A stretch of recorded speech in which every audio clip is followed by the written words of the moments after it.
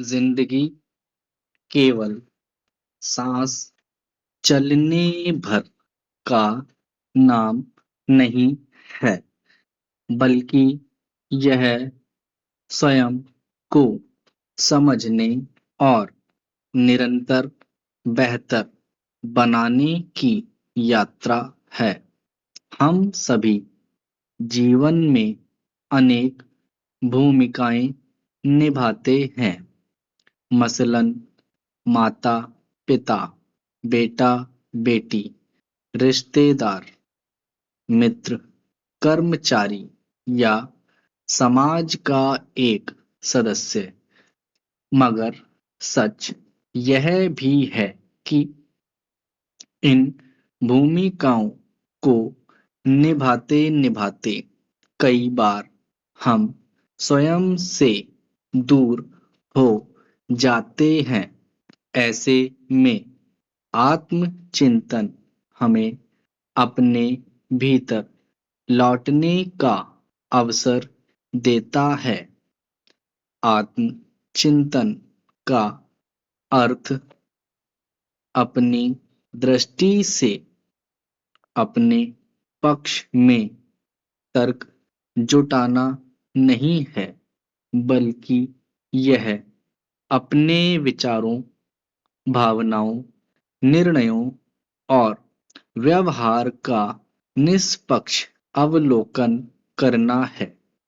यह केवल स्वयं की कमियों को ढूंढने का नहीं, बल्कि स्वयं को समझने का माध्यम है। जब हम दिन भर की घटनाओं पर शांत मन से विचार करते हैं, तब हमें पता चलता है कि कहाँ हमने सही निर्णय लिया और कहाँ हमारे भीतर किसी सुधार की आवश्यकता है। जिंदगी में सुख और दुख दोनों आते हैं। सुख हमें उत्साह देता है, दुख हमें अनुभव और परिपक्वता प्रदान करता है। आत्मचिंतन इन दोनों परिस्थितियों में संतुलन बनाए रखना सिखाता है।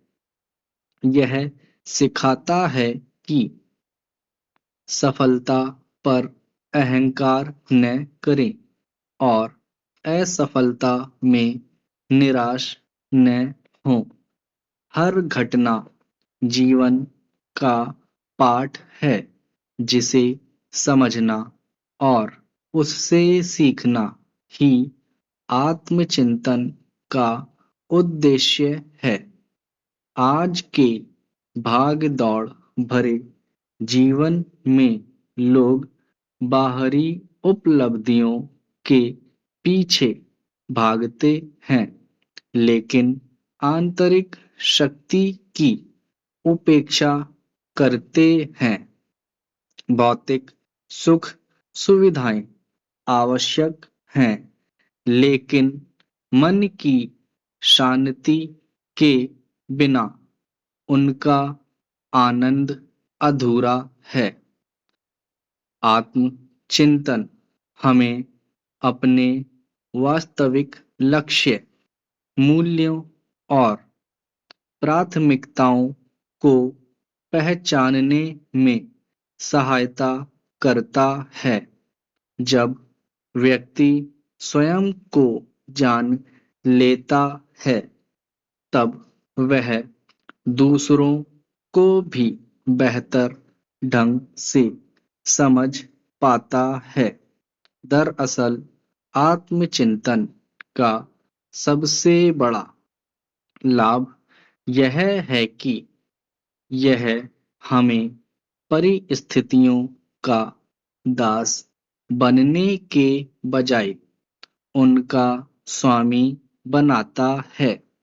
हम अपनी प्रतिक्रियाओं को नियंत्रित करना सीखते हैं और जीवन को अधिक सकारात्मक दृष्टि से देखने लगते हैं।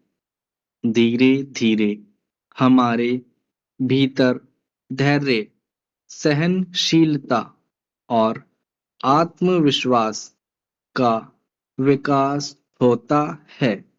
जिस तरह समुद्र मंथन से अमृत और विष दोनों की उत्पत्ति हुई थी, वैसे ही हमारे भीतर भी सकारात्मक और नकारात्मक दोनों तरह के विचारों का संचार होता है।